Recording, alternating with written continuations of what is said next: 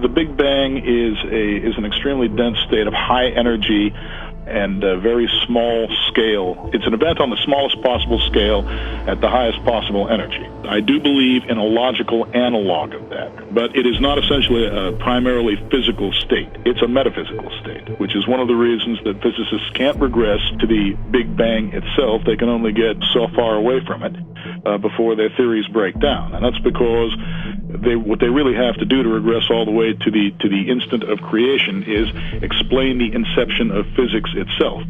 Now, physics, the study, the science of physics, is not itself a physical observable. So physics can't do that, and this is why it's breaking down. The reason is primarily logical rather than physical.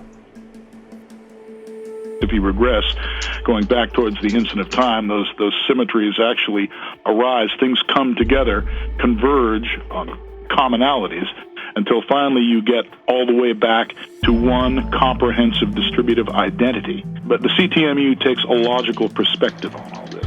And all of the physical things that happen are basically outcomes of logical structure.